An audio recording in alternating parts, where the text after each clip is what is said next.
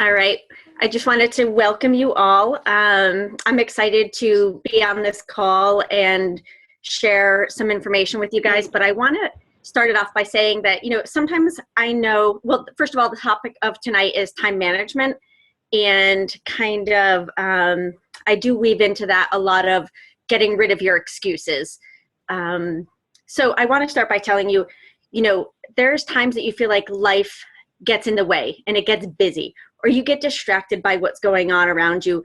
But it's so important that you understand in this business, it's all about consistency. It's not about having an amazing 3 days and then taking the next 5 days off. It's about consistency. And we hear that in the books, the compound effect, the slight edge, all of those things. It's about little things that you're doing each and every day. And when you come into this business, you don't look at your days and think, oh, I've got all this time, I can find the time. That's not going to be the case for so many people. You're going to have to create the time. And I'm going to back up and share a little bit. So for some of you that don't know me, when I became a coach, I was working 50 hours a week. I was working weekends. I was doing home care. I was in an online doctorate program, and I'm a mom of 4. So I came into this, I didn't have big pockets. If I sat down, I was doing homework. If I was hardly eating, I was hardly breathing. So there wasn't a lot of time for me. And what I had to really do is create the time. But my why was strong enough and big enough that it wasn't a problem for me. I had that conviction that I was going to do something and make something of this. So, it wasn't a problem for me to create that. So, it kind of goes back to making sure you have your why, your why, and you feel it in your gut that it's so strong. I mean, I still get chills, and I know that that's why I'm creating the time in every day that I have to do this. So when you have people that start coming to you, or you start thinking, oh, I'm getting distracted, this is kind of getting in my way, I've got the kids' activities, I have these other things going on, you really have to stop and say to yourself, are those more important than the reason I started? Are those more important than my why? And chances are they're not going to be more important. Your why, you're going to feel that. And if you ask yourself that, if you start noticing you're slipping off, ask yourself that, and you're going to come back even stronger. You're going to really dive into this. So I want to just go over some points with you, some things that really help me to be successful, to be consistent, and then we'll have some time for some questions if you have any. But I want to let you know that, really early on, you have to know that this is where you draw the line. If you decide to work this business because you are interested, then you're going to do it when you have free time. If you decide you're working this business because you're committed, then you are not going to take excuses. You're only going to take results. And that for me was kind of a defining moment. That's when you hear people say, I stopped tinkering, or I just made the commitment to work it like a business. That's all the mindset that you have to shift it to. And if you can, figure out a system that's going to help you make this just part of your day, it's going to fit in naturally. It's just going to be part of you. We're all busy. It's all relative to everybody. None of my coaches come in saying, I have a lot of time to work this. You really do look at where you can make it work. So here's where you separate yourself. You become disciplined. And that's a powerful word. When you become disciplined, you're not only going to work it when you're motivated, you're going to do it every day, every single day. So if you go to your 9-to-5 job, you go in, you clock in, you do the tasks that are expected. And it sometimes baffles me when I hear people not doing some of the things that we have to do. This is your job. Your power hour is your job. It's your business. So those aren't options for you.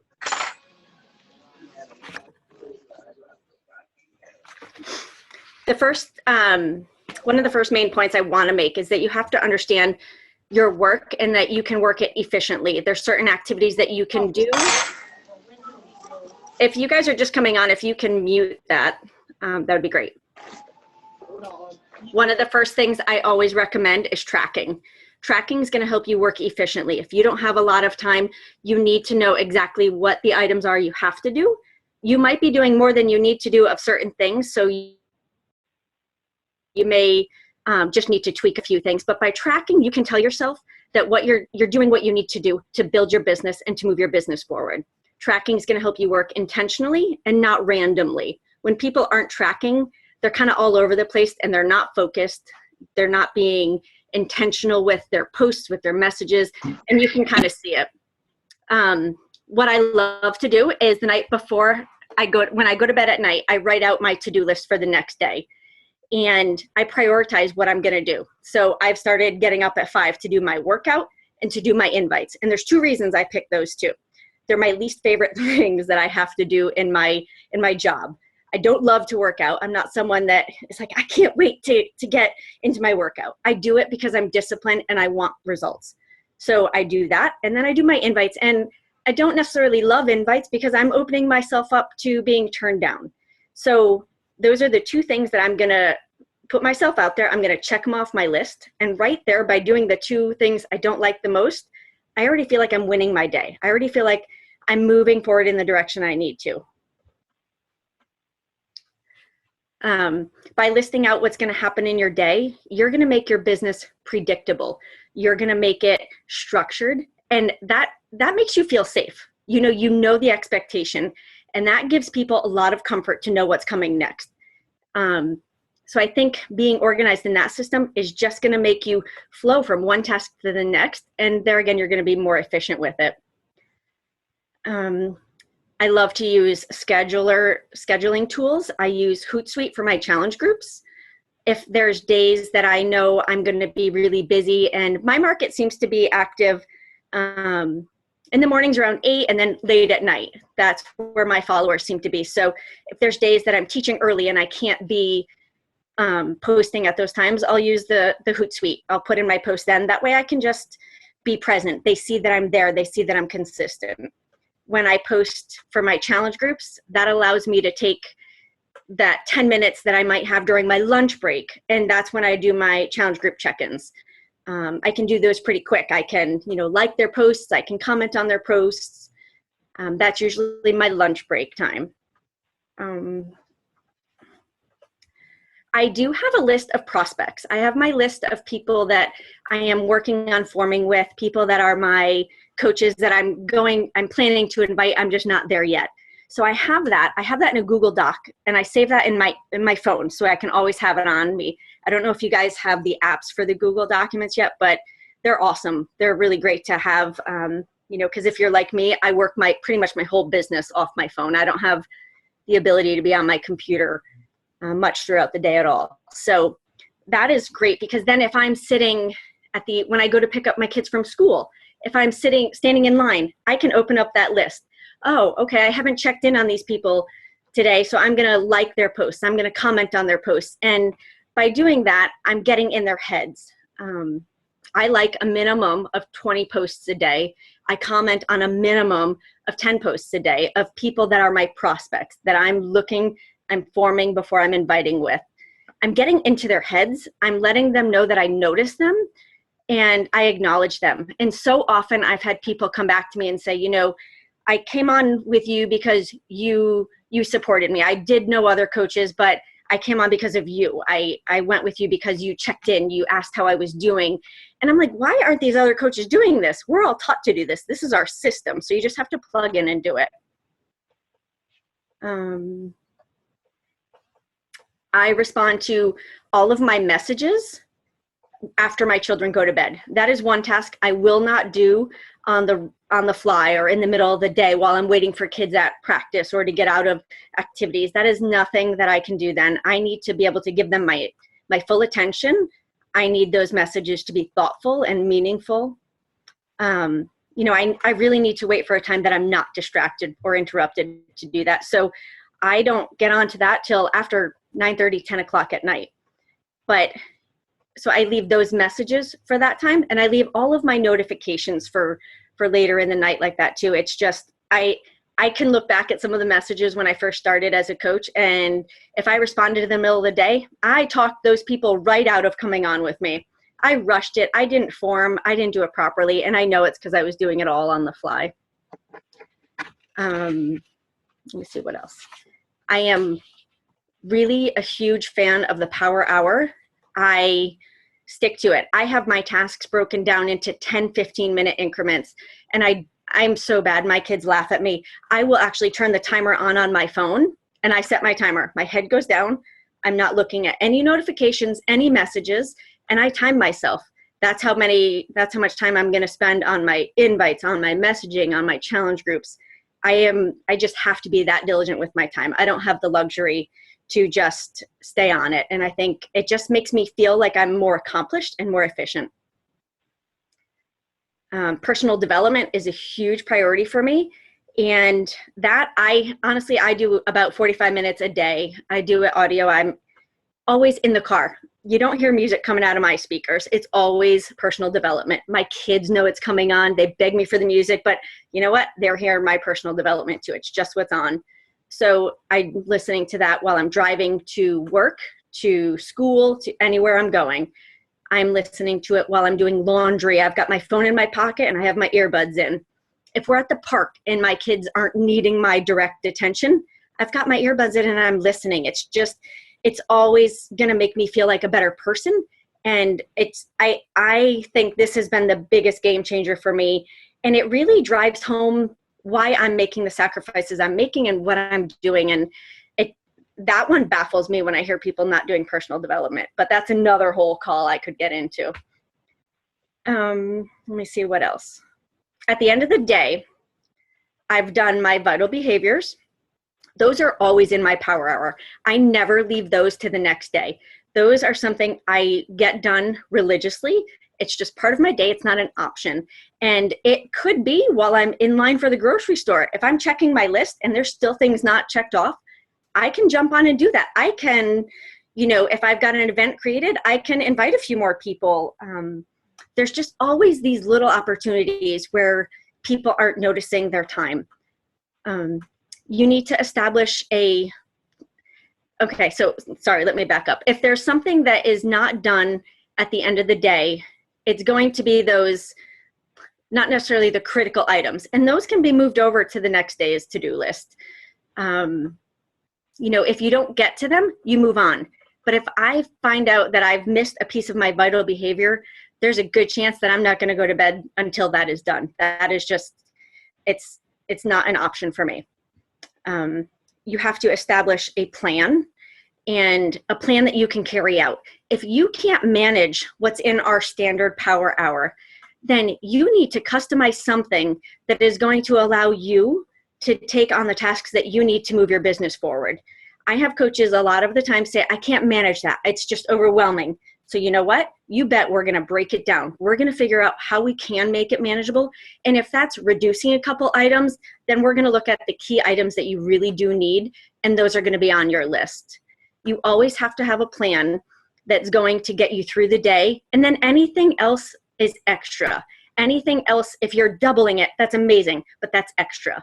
And you hear these phrases a lot in Beachbody, the control the controllable and the win the day, but these are so empowering. And once you are structuring your day in a way that you are doing that, it's so motivating and powerful for you.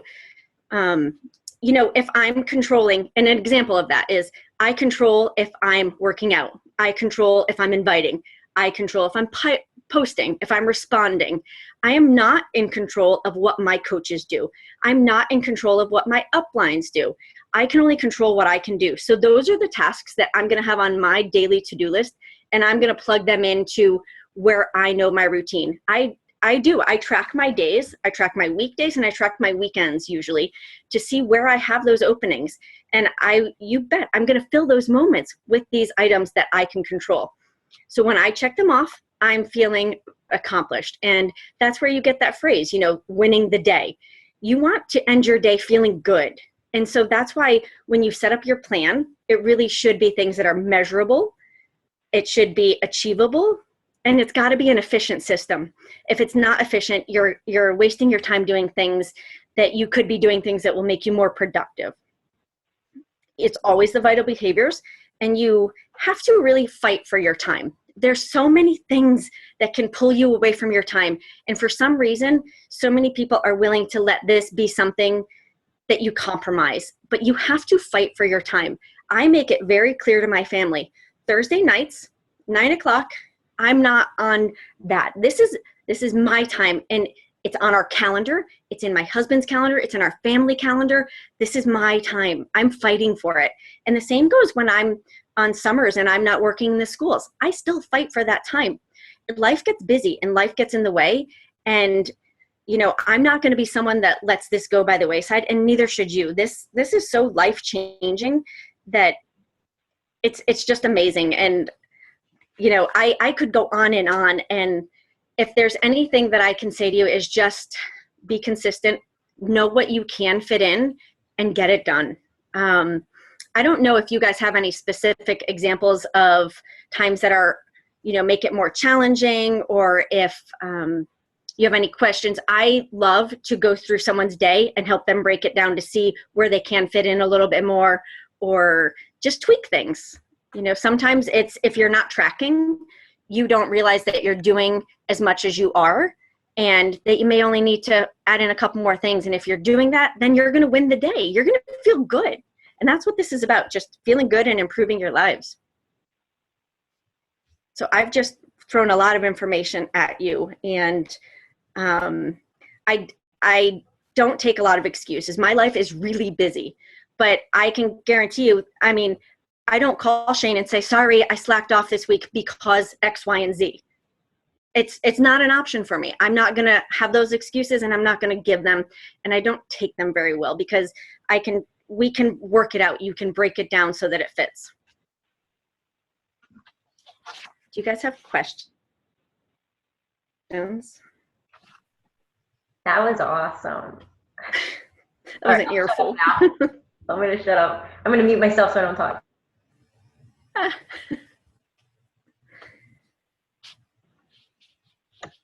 All right, I'll chime in. But right, guys, doesn't that make sense? Like, if you can't do all 6 things that would really be beneficial, what can you do to say, you know what, I feel good about what I did today? Maybe it wasn't a number 10 day, but I moved my business forward. I feel accomplished given what's on me right now, given the circumstance I'm in today. I still moved my business forward. And you always want to ask yourself before bed, did I move my business forward in any way? And usually the 2 most important things for that, even though it's all important, but I would say would be 2 things, would be showing up on social media and inviting 2 people to something. Those are like those 2 things that have to be on the list. Because I know you're not skipping your shake. I know you guys are working out 3 to 6 times a week, but those are the things about moving the business forward. Personal development is always going to be a struggle for people, I believe. I honestly feel, I don't know if you guys agree, some have been around a while, until you start doing it every day, you're not going to get it. You're not going to go, this is what they've been talking about. Right? You're like, all right, she wants me to do this. But when you do it every day and you're able to look at yourself, you go, that's why they kept saying it on those calls. That's why my upline kept saying that, because this is how I'm feeling now. And so it's hard for someone to understand until they're doing it. And that's how you know when your coaches are really doing it, because they change, their business changes, and they go, hey, remember that personal development you told me I'm doing? I do it now. And usually we can say, yeah, I know. It's obvious in talking to you and how you're presenting yourself. Nancy, I'm going to answer yours real quick. I use the Google document app, and I have a list of all the names of people that I'm planning to invite and I'm forming with. And those are people that when I've got an extra 10 minutes, I jump on their Facebook page and I'm liking, I'm commenting, and then I might send a personal message and say, hey, where did you, whatever about your dog or anything. And it's not Beachbody related. It's that I'm just building that relationship so that we have that bond before I even invite them into my business. Is that what you were asking? Okay. Yeah, I just wanted to reiterate, I think all of us who have reached a certain level of success with this business have figured out a way to make personal development work for us. And it's just like those who don't have fitness as a part of their life. If you've don't make personal development, if you don't make time for it, you don't figure out how to work it into your day. And just like Patty, I don't listen to the radio. I listen to personal development. I haven't read one book ever. In personal development, I have to listen. It's the only way I can get it in. And that's how I soak it in. And I know my coaches, I see how they're doing when they're moving their business forward. Like when I talked to Donna, she's like, thank God for personal development. If it wasn't for personal development, I would have given up by now. And when you're feeling low in this business, your upline, the first thing they're going to say is, what's your personal development? Absolutely. And when you're on the same page for 3 months, we figure it out. When you're on the 3rd chapter still, you guys will see. Who, and with show of hands, like who just still really struggles with doing it every day? Because I'll tell you, I would have raised my hand a while back, loud and proud, and been like, yep, that's me. I mean, I would just call yourself out on it and say, yeah, I still struggle with doing it every day. Is everybody, I mean, and the other thing is, if you're on this call, you're probably doing pretty good. But Carissa, right? You're struggling to fit it in every day. And so guys, just think of audible.com, laundry, driving, when you're doing dishes with a Bluetooth. You've got to think that way. That's how I fit it in. Laundry is one of my biggest ways because I despise it. I'm sure you do too. Doing unloading the dishwasher. Just put your Bluetooth in or put it on speakerphone. That's how I get on 90 Days to Diamond. It's the only way. It's at 8:30. 8:30 is like for me a very terrible time. That's why my calls are at 9. But I just put it on speaker or my Bluetooth and I'm doing it. Now it's important to soak it in too, because I know what happens a lot with coaches is, oh, I'm doing personal development, but there's no change. Why? Because they're doing personal development in 3 other things and they're not soaking it in. They're not processing it. So you have to make sure you have the ability to process it. And some people don't, and they know that. And they're like, unfortunately, I can't do that because I go, what did I just listen to? So that's not good either. We don't just do something to do it. We do things with a purpose, right? We hear that. Do it with a purpose. Have a purpose. Something that helps me with that is I always have a notebook, or I actually have another document in that same Google app that is only for my personal development quotes or my takeaways from it. And they're things that I'm going to share either with my team or in a challenge group, because if it's hitting me, it's going to hit the people that I'm attracting or bringing into the business. They're going to have that connection. And I've had actually quite a few of my challengers ask me, where are you getting that from? And they're starting to read personal development themselves, which is so exciting for me. But it's just because I'm sharing things that I'm taking away and are hitting me. So that way it kind of makes me listen a little bit more carefully too. Yeah, I agree. So when I'm listening on audio, I'll hit my notes section, and then you could hit the little record button. And when I hear a good quote, I go like this. Holy crap, that was an awesome quote by David Warren. And I'll write it and I'll stop.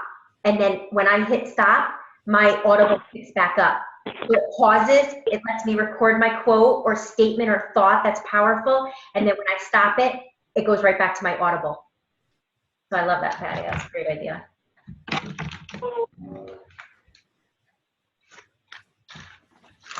But I think, really the main thing is if you find you're not getting stuff done, why, and where can you tweak your day to fit it in?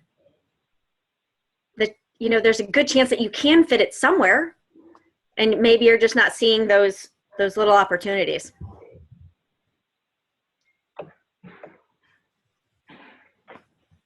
Did you answer Nancy about? Did I answer Nancy? Yes. To check you did. Okay. Yep. I keep a list of prospects, and that's whose page I jump in.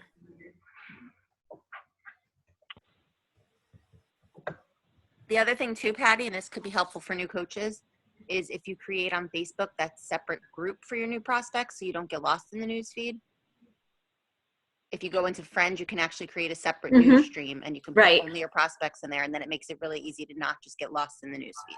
Yep. Anyone do that? I haven't done that in a while, but I still have do it. It's great. Prospects.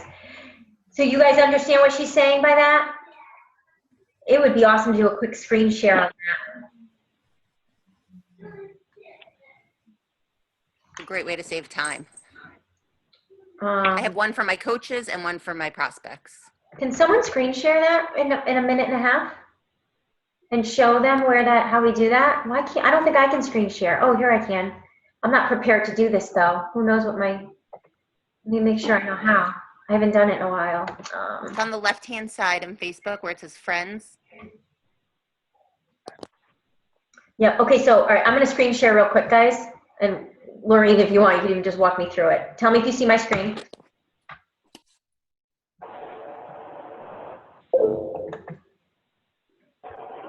I'm with you, Corinne. Do you see my screen, guys? Yes. Okay, on the left-hand side, you see where it says prospects right here? On my left. Yep. If I click on my prospects, it will tell me everybody that I put into that. It gives me my own little wall just of them. But say I have 20 people in there at a time, I'll just see those 20 people because maybe they're the last 20 people I sent a friend request to. You guys see them on the left? Now, Yep. how you put them, so let me just pick somebody. Let me pick Kelly Keeley. So I just went to Kelly's wall. We're a new friend. I want to add her to my prospect feed.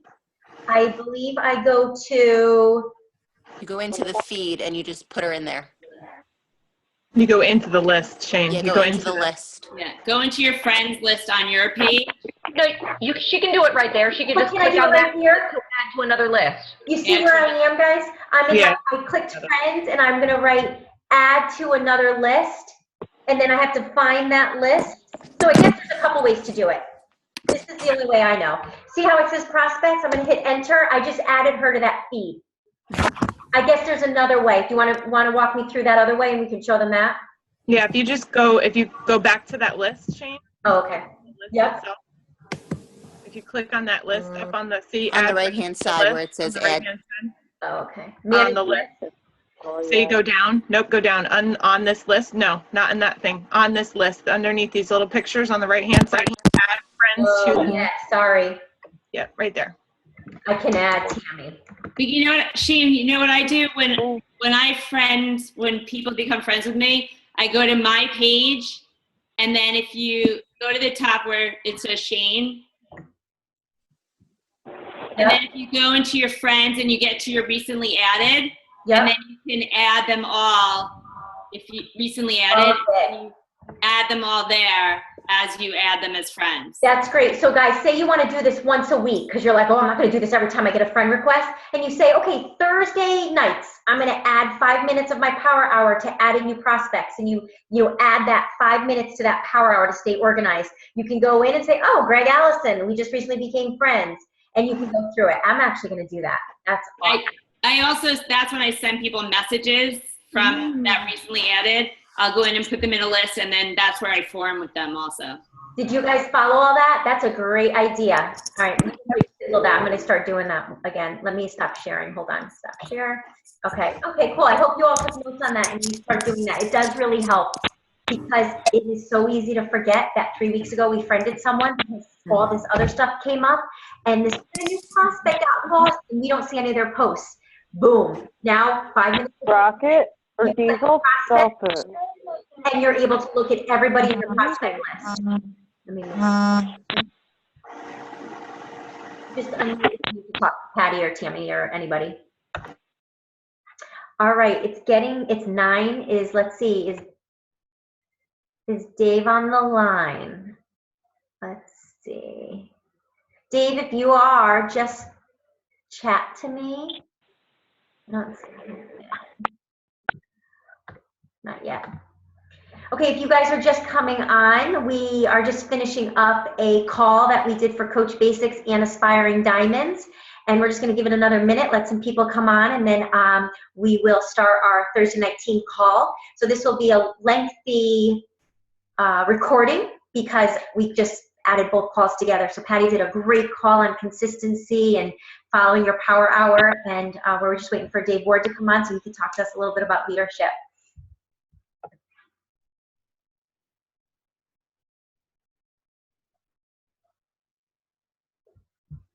Corrine, I'm just, while we're waiting, I see your comment. I keep feeling like I just need an extra hour daily. You mean you're doing 1 hour and you're feeling you need 2? Are we talking that time frame from 1 hour to 2 hours? No, I'm doing my hour every day, but I'm struggling to get it all in. And I feel like I have to piece it together, 10 minutes here, 10 minutes there, because I not only work full-time, have 3 kids, but I'm also a professor at a college, adjunct. So I have 3 jobs essentially. So I literally need an extra hour.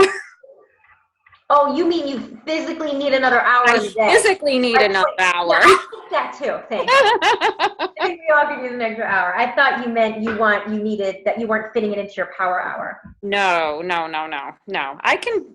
It's that I need you to add 25 hours, to the All day. right, let me talk to the powers that be.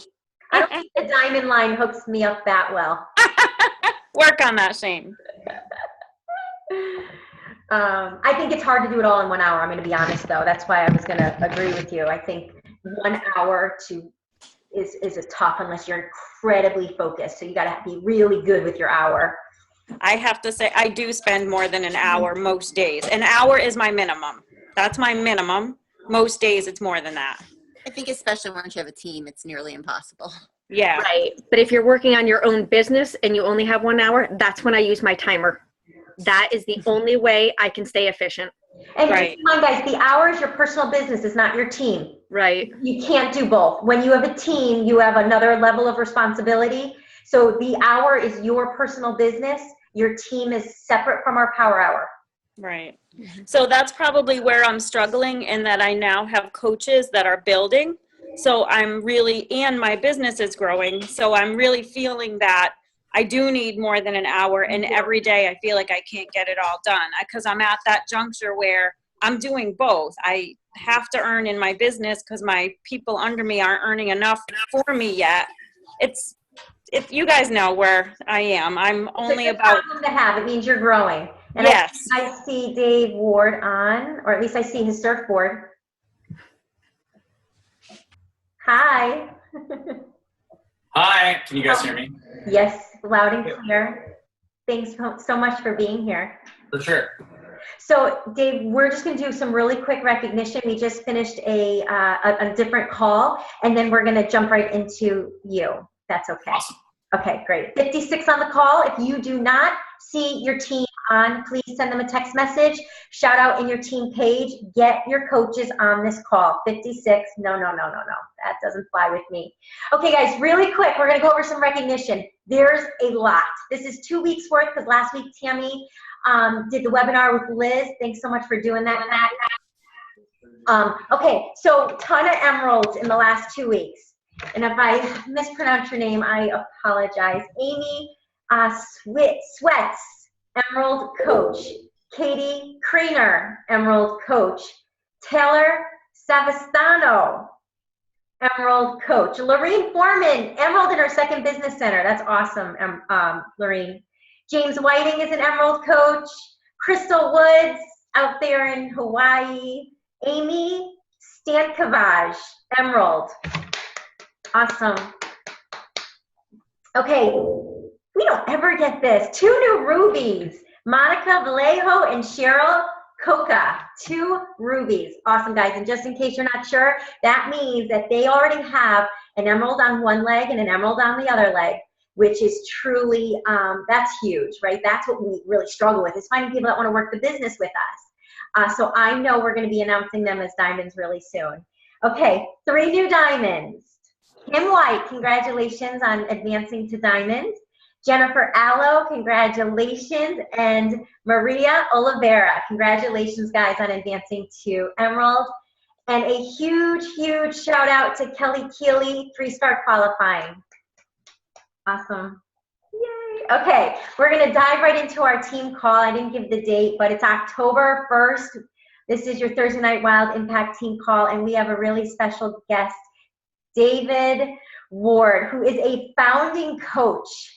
Guys, that means he's been around a while, and he's going to share a little bit about that with you. He's a 5-star diamond, 2014 elite coach. He has 26 lifetime diamonds.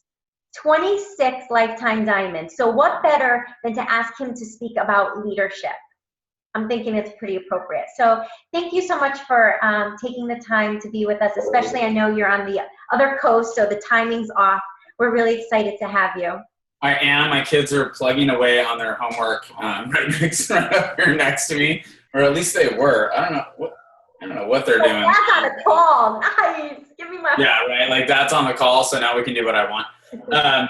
Well, no, thanks for having me. First of all, I appreciate the opportunity, and I guess I'll just start like kind of with just telling you my story and where I came from and my how all this came to be and why I'm here speaking in front of you.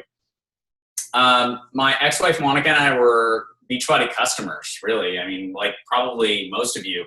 In 2003, we just had our son Nicholas, and looking for a way to lose a few baby weight pounds, and Monica found Power 90, the original Power 90, like Tony in his short shorts doing cabaret. I don't know if any of you guys have seen that or not, but that was what it was back then. And, we did that program, got great results, then did P90X when that came out in 2004. Actually, I had one of the first 500 P90Xs that was ever produced. And if I had known what a juggernaut that thing was going to be, I would have probably taken better care of it, but it's absolutely destroyed because we used it. And we got really good results with that program in particular. For me, I was a guy who had a really bum knee, and from playing basketball and ACL surgery, and I'd kind of resigned myself to just being an old guy at 36 or whatever it was that I was when I did that program. And that really opened up a whole new world to me, that life didn't have to be that way. I didn't have to kind of be that old guy anymore. I could just kind of do what I wanted to do when I wanted to do it from a physical standpoint. And so you kind of fast forward to 2006, and Monica gets a call from a guy named Carl, and Carl wants to invite her to LA, to Beverly Hills, to come talk about a new business opportunity that he's got. That sounds fantastic. And she's really excited about it, and I'm not. At the time, I was in my 7th year of law practice, and I was pretty dialed into that. That was what I was going to do. That was who I was going to be. That was who I was. I was busy, and I didn't have time to, mess around with some silly home-based business thing that she was going to do. And so that was really my attitude towards the whole thing, was that I really was the ultimate skeptical spouse to start this thing. I was not somebody who, was all in from day one. I was definitely that person who didn't believe that. I thought this was all a big scam. I can remember early on sitting with Jeff Ratterman. So Leah Ratterman is one of the first coaches that Monica sponsored. I think she's 4-time elite and Millionaire Club, and an epic business partner, and my upline, because I originally told Monica, I'm not that into it. I think this is a bad idea, and I think this is all really stupid. And I can remember sitting with her husband Jeff, Lee's husband Jeff, and talking to him, kind of going, yeah, I think this is a big scam, right? Don't you feel like it's a scam? It's probably just some huge scam. And I told him, I said, I'm going to give Monica 6 months. And if she's not profitable in this thing in 6 months, we're out of this deal, And Jeff said, yeah, I'm totally with you. Like, we'll bro up on that one. And, after 6 months, it was ridiculous. We were already way profitable. It came down to just work, and what was clear to me and Jeff at that time was that Monica and Lee really wanted to work, and they were really willing to put in the effort. And they were really willing to grind. I was just sort of listening to your call before the call, and, somebody talking about having 25 hours a day. That would be awesome. I would love to have 25 hours a day, especially when I was building this business and practicing law. That's not realistic. That's not how things work. You have 24, and that's how things go. And you got to fit it in or not. And it's a really simple choice that you have to make. And what was clear to me at that time was that Monica and Lee were making the choice that, there were certain sacrifices that were going to have to be made, but they were making them. And so kind of fast forward a little bit, another couple of years, and Monica's doing really well in the business. Things are going well, and it's all good. And we're not making the pile of money, anything that's going to scare anybody or anything, but, we're doing well. And Monica's eclipsed her teaching salary at this point. She was an elementary school teacher, and it was time to do this full time. And I was supportive of that. At this point I recognized that, it was really like serious business opportunity, and that, you know, this is a real deal. And we get to 2008. And in 2008, so we opened for business, for those of you guys who don't know, we opened for business in March of 2007. In about the same time in 2008, actually, this company called Lehman Brothers decided that they had had enough of defrauding everybody that they could possibly defraud, and they were just going to go ahead and camp it in and declare bankruptcy. And when they did that, the entire financial world collapsed. And I was doing real estate development work at the time, which was entirely dependent upon financing. And I thought I had like a really bulletproof job. I really did. I thought I was good. And I found out really quickly that I didn't. In fact, I had a job that was in control of a lot of other people, most of which had absolutely no interest in my well-being at all. And so when Lehman Brothers went under in 2008, my practice really crumbled, and it was kind of it was kind of slow at first, but it really was like a snowball tumbling downhill. I mean, it just kept gaining momentum. And by the end of 2008, I could see the writing was on the wall. You know, I wasn't going to lose my job anytime soon, but it was coming, and my law practice was falling apart. I could see it coming. I could see all this stuff happening. And it really scared me, and I really couldn't handle the idea that I was going to fail at providing for my family. That reality just wasn't something that I could really accept. And so I needed an alternative, and I thought about a couple different business opportunities. Again, you know, it's a really tough climate to start a business in, and the easiest business to start was this one. And I went to Monica and I said, look, you know, I think maybe I want to do what you do. And I remember her telling me, you know, yeah, that's exciting, and I'm stoked that, you know, you think you want to be involved with my business, and that's neat and everything. But the biggest problem is that you don't like people, and our business is a people business. And I tell that story along with the skeptical spouse thing, because I think when people meet me now, they don't have that impression of me that I don't like people, because I really do like people. I've changed a lot. I've had to change a lot. That's been really required in order to grow in this business. And she was right. She was right. At the time, I was really angry. I was very skeptical. I didn't like people. I was, not somebody that I was real proud to be completely honest with you. And was in a really bad place in my life. But I said, look, you know, okay, fine. Like, maybe you're right. Maybe what I need to do is learn how to love people. And if that's what I have to do, I'll do it. You know, tell me what to do. And I think this is, you know, maybe the first piece of advice that I have for you guys is follow the advice of the people who are in business ahead of you, your sponsors, your upline diamonds, you know, Shane, the people doing these calls, the people above you guys, including us, the people who have been here before and have seen a lot of different things can really help you to navigate what can otherwise be some really scary waters. And I did that. I was coachable, you know, from day one. I said, okay, what do I need to learn, Monica? You know, and she gave me a bunch of stuff I needed to learn. And, you know, a lot of it I resisted, as I'm sure many of you have. But a lot of it, you know, I accepted. I started reading books. I started going to seminars. I started focusing on myself. I started saying, okay, I'm smart enough. I've got some tech savvy. I've always kind of been a little bit like technical. I'm good at that type of stuff. I've got, you know, an analytical brain, so I'm able to take complex things and make them simple. But what do I need to work on? I need to work on relationships and communication, because I wasn't good at that. She's right. Like, I was a horrible communicator. I really struggled to talk to people about what we do and explain it to them in any sort of a simple way that they could possibly understand. I just vomited information all over people because I didn't know any other way to do it. So I had to really go to work on that part of me. And I did. And it was a growth experience. 2009 was an incredible year. And there was a lot that went on, and our business grew and grew and grew.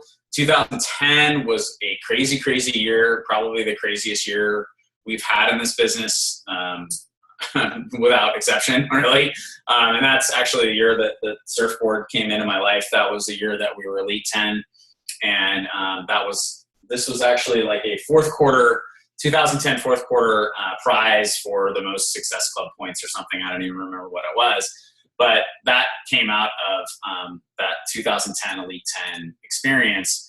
And, we really, really grinded and we really, really built. And I want to explain like one of the things Shane said earlier, which is that, we have 26 lifetime diamonds. Between Monica and I, we have 26 lifetime diamonds. But that's how we've always run our business. Even now, that's how we run our business, is together. And her diamonds are my diamonds are her diamonds. I don't know, again, all the stats about who is what, because it's not super important to me. It's more important about, building the business and growing it and consistently, helping people achieve their goals. And I know that the path to reaching your goals is to get to diamond. And so, we just focus on breaking diamonds and helping people really get there. And yeah, there's 26 people who, between the two of us have been diamond coaches. And I'm really proud of that number. And I'm really proud of the accomplishment that has come out of that, because we've built an incredible business that has, built a really crazy life, something that I really never could have imagined before then. So that's kind of the background story of me and how I got here. I want to take a little bit and just talk about leadership, though, because I think that's the big topic. And I think more than anything else, leadership is one of these things that our business thrives on. Without leadership, this business does not function correctly. Everybody wants to follow someone. What people are afraid of is leading people. And usually what I find is that fear is because you don't want to let people down, right? It's tough to be the leader, because if you're the leader, that means people are always looking at you. The last year or so of my life has been really difficult. As Monica and I have separated, it's been tough to not be at the forefront of every single thing that happens and every single product release that comes out. To be on the sharp edge of the sword has been tough. Why? Because I know what's required in this business, and what's really required in this business to be super, super successful is to be that person. The person who's really on the sharp end of the sword and really leading the pack of people, which is why you're on this call, right? So I think that a lot of people want to lead, but they're scared. And so I want to give you maybe some thoughts on things you can do to move towards that, okay? So the first thing is really just to understand what leadership is about, okay? And leadership, first and foremost, is about leadership of self, okay? So that's the first thing. That's the first element of being a leader, is being a leader of self. When I got involved in this business, I had to be open to the feedback that Monica was giving me. I had to be able to hear, hey, it's great you want to be involved in my business, but guess what? You don't like people. And at the time, that was true. That was an accurate statement. I had to hear that. And I had to own it, and I had to think about it, and then I had to give myself a path to getting better. One of the things that I think you need to understand if you're really going to be successful in this business is that we're entrepreneurs. That's who we are. It's what we do. And understand what that means. If you look it up in the dictionary, one of my favorite, there's a few different definitions that you can find in the dictionary, but I think my favorite one is, it's something along the lines of, an entrepreneur is somebody who accepts all the risks of a business endeavor. So if you think about it really quickly, what does that mean? If you accept all the risks of a business endeavor, that means that if things go great and your business kicks ass, it's on you. You did that. But it also means that if your business isn't growing and there's not a 25th hour in your day, not to call out that one person, but it's because you didn't. It's just that simple. It's just that simple. And you can paint any number of scenarios for why all that happened. I can sit here and tell you that my law practice failed because Lehman Brothers went under. I could have made it work. I could have gone and practiced in a different area. If I'd really wanted it and it had been that important to me, I could have gone and I could have made my law practice work in another area. That's just the truth. Everything else is kind of excuses. Entrepreneurs don't have that ability. We only have the ability to take responsibility for our business and for what happens on our end of things. That's all I can control. I can only control how many people I talk to. That's it. I can't control their decision-making process. I can't control whether people say yes or no, or maybe, or later, or I'm too busy, or I don't have the money, or whatever. I can't control any of that. What do I control? I control how many people I talk to. So what do I know? I got to talk to more people. That's it. If I've got 10 people saying no, I need to talk to 20. It's just that simple. That's what you control. And that is really the first piece to being a leader, is really accepting that level of responsibility over your life, your business, everything you do, the way you manage your time, everything. I mean, I talked a little bit about Lee and Monica making sacrifices. I remember it was probably like early 2009. And I started to see, wow, like this is something else here. Like this is a crazy opportunity. Like that you're telling me there's no limit on my income here. I can make as much money as I want as long as I'm willing to work my ass off. And I looked at it as if it was an at bat. I'm a baseball fan. And so I was like, okay, so this is just an at bat. I actually told my father-in-law this story. And I said, look, here's what I got. I have a chance. That's it. I got an at bat. At bats are challenging. Okay, if you're a baseball fan, at bats are tough.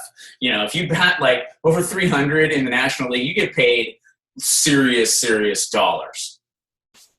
But I said, look, I don't know what this is going to be. I don't know if I'm going to hit a single. Maybe I'll bloop a double. Maybe I'll leg out a triple. Maybe I'll rack a home run, or this could be a grand slam. I don't know. What I do know is that I'm going to stand up in front of this thing and I'm going to give it the absolute best effort that I have. That's it. That's all I can do. I can't control what's coming at me. All I can control is how I respond to it. I don't know what the pitcher's going to throw, but I can control whether I'm going to take a swing or not. And when I do swing at it, I can control how much effort I put into that.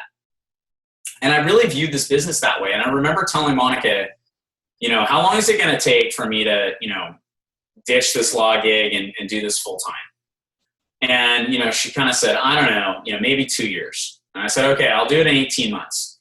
And I said, in an 18-month period, I'm going to lock myself in my office. You're just not going to see me. And I'll get up early and I'll stay up late and I will completely bust my ass if this is legit and this is what I think it is, which is this at bat. I'll do those things. But I just need you to understand that I'm making some sacrifices. So, if I don't make it to, some stuff that the kids have or whatever, it's because I'm focused on this business. I'm not hitting refresh on Facebook. I'm not, wasting my time watching cat videos or whatever. Like I'm going to sit down. I'm going to seriously work this business. And I did just that. That's exactly what I did. I grinded it out. I got up early. I stayed up late. And I worked, if I had a lunch, when I had my lunch break when I was practicing law was either running down to Starbucks with my laptop or working out. And I worked out a lot on my lunch break. That was kind of when I took that opportunity to satisfy that element of, what we call our 3 vital behaviors now. I understood that I was going to need to work out in order to make this business work. So it had to come in at some time, and lunch was the time when it made sense. But if I had somebody who was a hot prospect or whatever, man, I hustle my ass down to Starbucks and work. And that's the type of thing that you've got to do in order to really satisfy that first element of taking responsibility. It's your business. It's your business. This is not up to Shane to build your business or anybody else. This is up to you. So if you're going to be an entrepreneur, understand that means that you accept all the risks of the success or failure of this business endeavor. It's great to have great business partners. I'm unbelievably fortunate to have Lee Ratterman as my upline.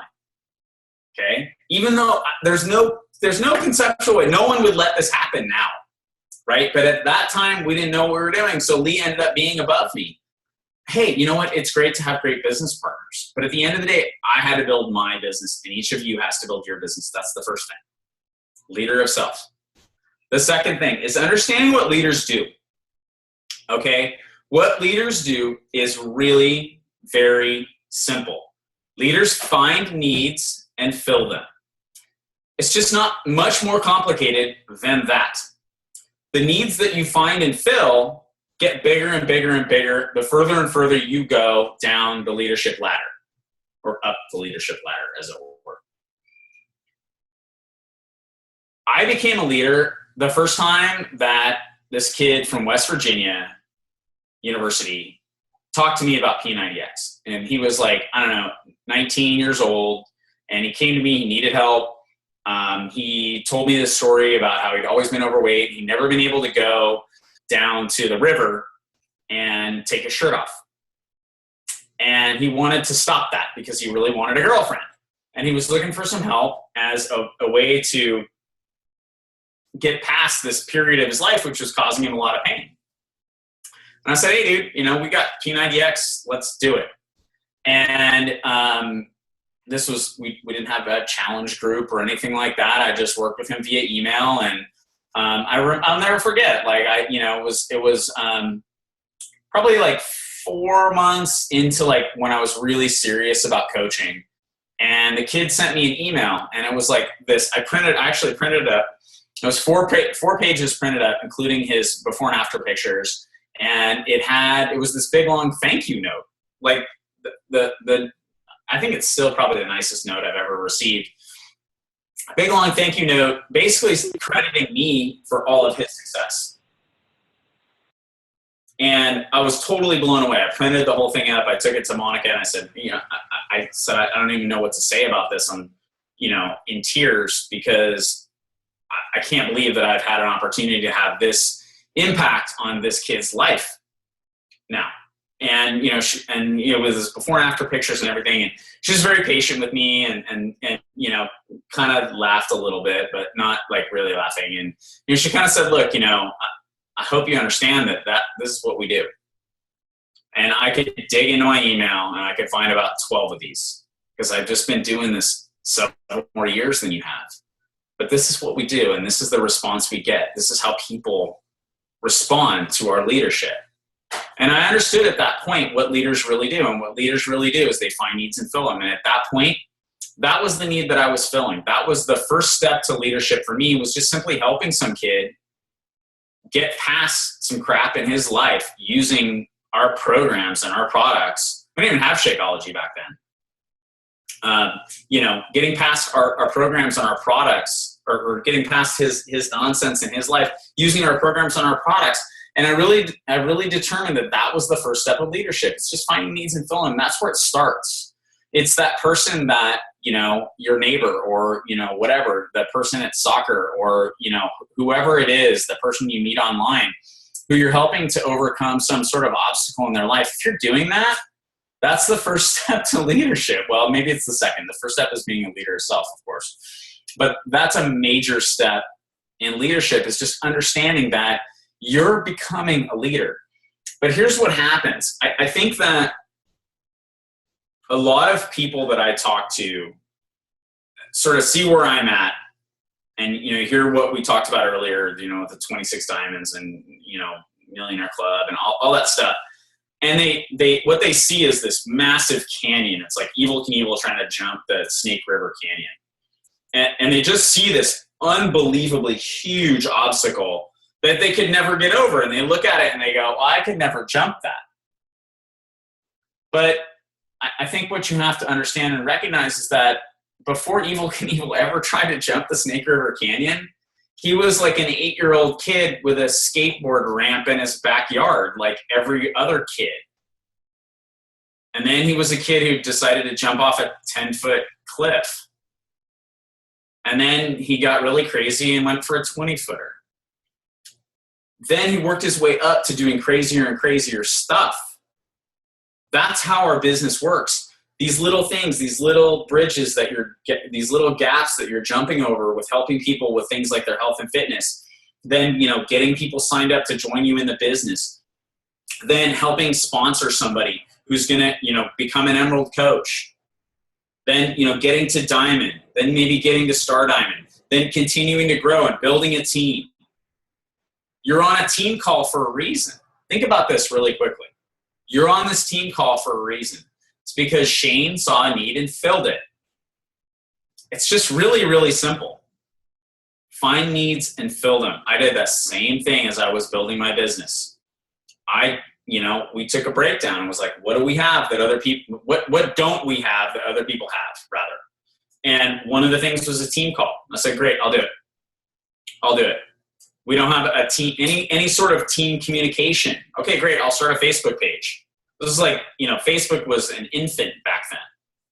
Great, start a Facebook page. Let's get it going. Why? Because that's what we needed. That's what the team needed. And I just know that that's what leaders do, is they find needs and fill them. So don't be afraid to do that. Do it on the small level first. Practice here. Help people with their lives. Help people get better. When you start to do that, you'll start to see that these bigger jumps don't seem so big anymore. All of a sudden, something like starting a team call doesn't seem so scary anymore. But if you start from here and try to go to here, I'm telling you, it's going to terrify you. And that's what it looks like right now. It looks like you're here and I'm here. And I'm just telling you that I was here, and then I was here, and then I was here, and then I was here, and then I was here. And all along the way, what I did was just continue to find needs and fill them. That's it. If you look at what Jimmy and I did with the Men's Leadership Conference this spring, and what we'll do again next spring with that, it's just really simple. It's just exactly that. There were a lot of guys who were trying to figure out how to do this business, because women have had massive success here, and that's great. But there were a lot of guys trying to figure out how to make it in this business. So what did we do? We found needs and fill them. That's it. That's what leaders do. Okay, so number one, lead yourself. Number two, find needs and fill them. Number three is a little bit more of something that I think you have to have a little bit of trust in what I'm going to say to you now. And hopefully a lot of trust in our business and who we are and what we do and what we stand for as a company and the opportunity that's in front of you. Number three is really to be focused on the needs of other people. That's really the third thing and maybe the most important one. I remember, when I first got involved with this business, again, I didn't know anything about network marketing. I was a lawyer, and I'd never had zero sales experience. I didn't know anything about this stuff. And I viewed this business model as being pretty simple. And I thought, oh, this is super easy. It's about making wine. It's really simple. It's just about making wine. And so if you think about how wine is made, you take a big bucket of grapes, and then, you get some people, or you have a machine that squishes all the juice out of the grapes. And then you've got like this pulp that's left over, right? And that's how I thought this business worked. You bring in a bunch of people and you squeeze everything you can out of them, and whatever's left over, who cares? We'll throw it away. It's just waste product anyway. And I really thought that's how this business worked. And I think for the first, maybe year, that was how I tried to run my business, was I was trying to make wine. And thankfully, I had a mentor, I guess maybe step 4 that I'm not going to give you tonight is find a mentor for sure. Somebody who can just tell you, smack you upside the head, like that Batman and Robin meme. Don't do that. And this was one of the stupid things that I did, but I had a really good mentor, and he explained it to me this way. He said, no, this is not a winemaker. We're not winemakers. And he said, actually, it's completely the opposite way around. In order to be successful in this business, what you really need to be is a power generator. And he said, so the way you have to think of yourself is like a power substation with a big outlet in your chest.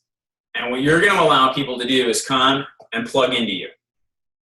And they are going to suck energy out of you constantly. Some of it will be physical. Most of it will be emotional. They'll tell you all their problems. They'll dump a bunch of stuff on you. They'll complain to you or whatever it is that they're going to do. And your job is to give whatever energy you have to them.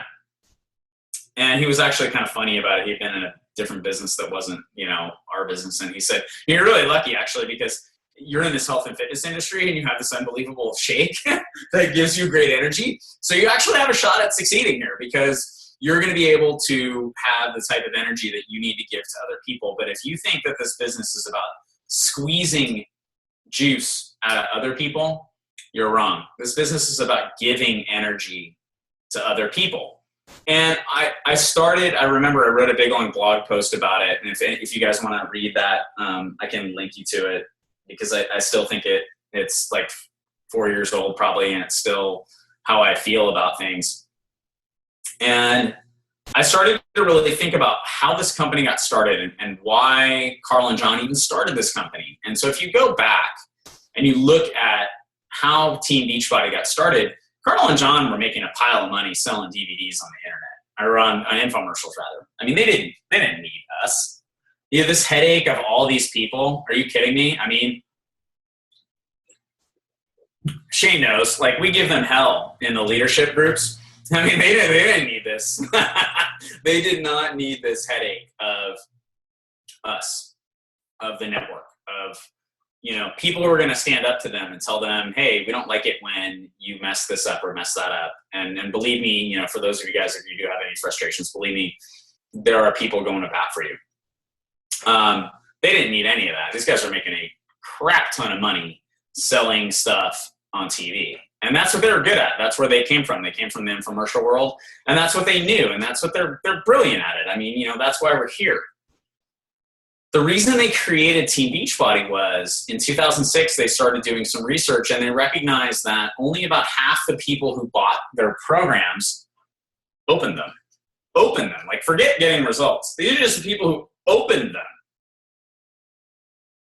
And they decided that that wasn't acceptable, that that's not what they wanted, that they weren't okay with that, that they wanted 100% of the people who bought our stuff to not just open it, but to use it and get some results. Not everybody is going to get a Beachbody Challenge story, out of what we do. Not everybody needs to, but everybody who buys our stuff should open it, use it, get some results. That's why they started this company. That's exactly why they started this company. And they looked at a bunch of different business models, and they couldn't figure out a better way to do it other than to create a bunch of people who might be a headache for them, but would, at the end of the day, help people one-on-one, help people get great results. That's why we're here. So I started to think about that, and I started to think, okay, so if that's why we're here, that must be what we get paid to do. Now, that seems to make a lot of sense to me. Yeah, okay, I get paid to help people, right? But on Thursday morning, like this morning, I sit down every Thursday morning and I pop open my back office and I go through and I see if there are rank advancements and, we're end of the month, so Tuesday at Success Club and then I go through and I look at my paycheck and I say, okay, so there's my, my retail sales, easily quantifiable. My team cycle bonus, were we productive or not? I look at, the matching check bonus from my Star Diamond and, my Ruby and Emerald coaches, everybody that I get startup or matching check bonus from. Star Diamond bonuses, club memberships, all that stuff. Nothing in there says how many people you helped. None of it. And nowhere, I can guarantee you, next Thursday, there will not be a line item that says, oh, well, you did Shane's team call, so you get paid this much. It's not there. And yet that is exactly what I get paid to do. That is exactly what I get paid to do more than anything else, is just help people. They've tried to create a system that captures those things in these other little areas. And there's a lot of stuff that just gets missed. I believe it's all coming back. Doing this call is well worth my time.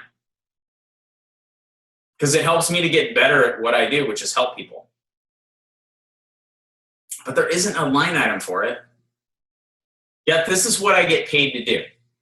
This is really the last step of leadership, and I think one of the most challenging things for people often to accept and embrace and understand. If you look at the people who are the real leaders in our company, I mean the real leaders in our company, they're people who give way beyond themselves. And I'm not talking about charitable contributions. I'm talking about their time, which is way more valuable than any amount of money I could give anybody. It's my time. That's what we get paid to do. I think understanding that can be very difficult for people, but I'm just going to tell you that when I started this business, another mentor of mine, again, like I've been very fortunate to have smart people along the way who were willing to be brutally honest with me. And this was one of the philosophies that was really hard for me in the beginning, because I came from a legal background, and the law works like this. It's win-lose. I win, you lose, I lose, you win. We like to talk about win-win, but win-win is never anybody's outcome. It's always, I got more than you did. Haha, I won, you lost. When I came into this business, I had some really smart people, and they told me this is how this works. It's a win-win thing. There is something in it for you, for sure. You should get paid. If you're providing a valuable service and you're helping people change their lives and you're doing the first two things that I talked about, you should get paid. I have no problem with that at all, and neither should you. And if you're embarrassed about that, that's the number one thing that's standing in your way. There is no shame in our game at all. But I had to recognize that in order to do that, I had to create a lot of value on the other end. I had to give to other people without any expectation of getting anything back in return. And there have been countless people along the way who, were customers that I helped, that were somebody else's customer, or that never bought anything. They downloaded, this doesn't happen so much anymore, but, they downloaded P90X or Insanity, and they never bought a thing from me. And it never mattered to me. It never mattered to me, because I just understood that what I get paid to do is help other people. And so when I break down my paycheck, I don't spend a lot of time worrying about, where is that sale from Bob Smith? Did I help Bob Smith? Yes, great. I'll get it back somewhere else. That's a leap of faith that is really difficult for people, I think, to make. But I'm just going to tell you that if you really want to build a big business and be really successful here, it's one you're going to have to make. It's just required.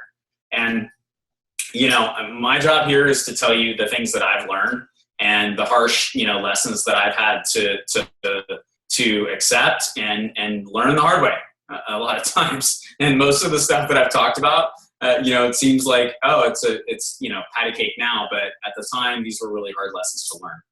So that's the second thing. The third thing is, are you struggling with the mindset, with that belief system that, this is what we do for a living, is we help other people.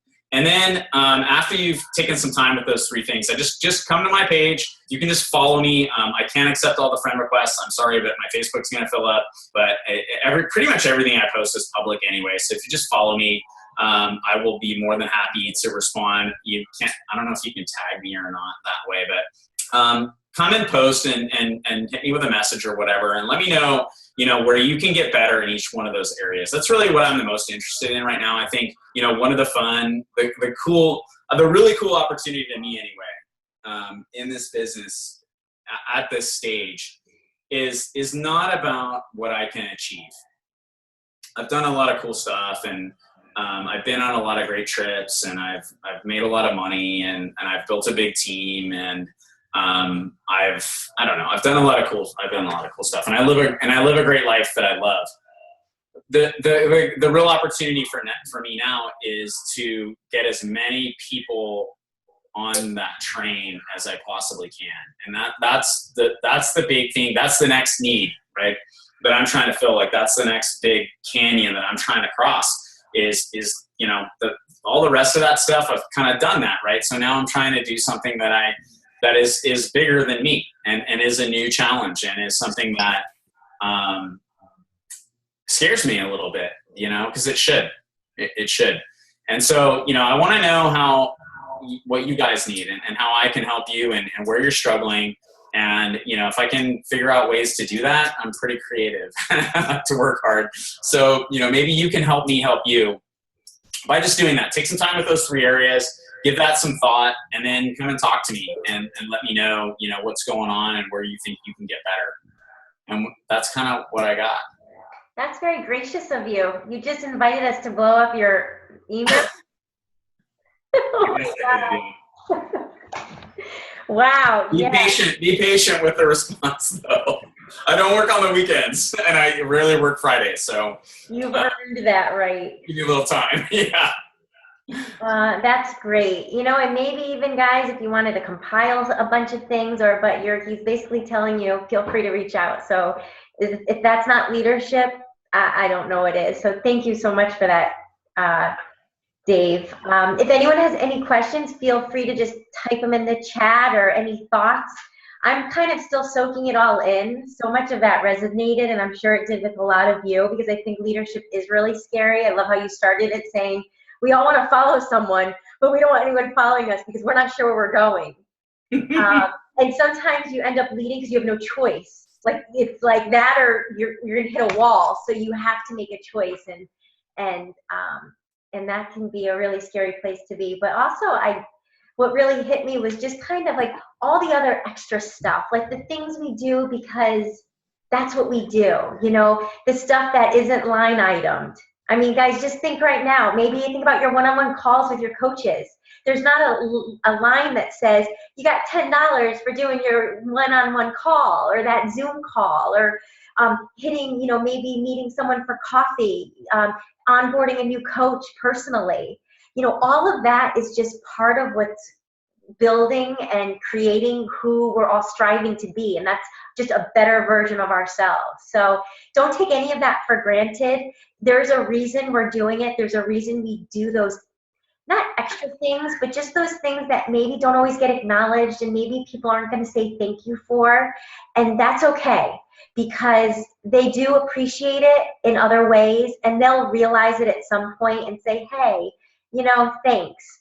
But it's more about knowing that you made a difference, right? Isn't that why we all came on board to begin with? To make some kind of a difference, whether in ourselves or somebody else. All of that, even if you feel it's going on deaf ears or going out the window, or there's no line item, or you're not being appreciated, you're still making a difference. And that's what you have to focus on, because the rest will bring you down. Focus on the fact that that's why you're doing this, and there's a purpose for that. And keep doing it, and do it more. Awesome.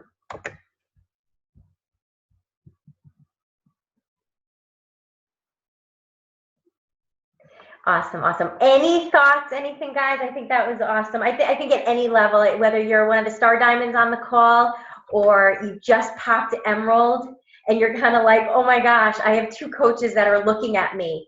I think this can resonate, and this is probably one of those calls. Like I always think, GoPro is that book you have to at least listen to a couple times a year at different stages in your business and life. This is one of those calls you'll probably say, I'm gonna put a little note to listen to this, you know, maybe when I get to my next rank advancement, or when I sign 2 more coaches. I definitely will. Thanks so much, Dave. Of course, my pleasure. Anytime. Awesome. All right, guys. Well, thanks everyone for making the call. We had about 75 on, so you showed up. That's a huge part of this business, so I'm really proud of you. Please remember, October 17th is Super Saturday. If you're not in Connecticut, they're all over the country, so please go to the back office and find one near you. Remember, guys, we lead by example. We're talking about leadership. You want to build a culture of people that are present and active and showing up, then you show up. When you show up, your team shows up. If you don't show up, why would your personally sponsored coach come if you're not coming, right? Lead by example, be present, let's network, let's see each other. October 17th, please grab your ticket. And we have a sneak peek coming up, second Monday of the month, so start thinking ahead towards the sneak peek and who you are going to invite. Dave, thanks so much. We appreciate it. You guys have a great night. Good night. Good night.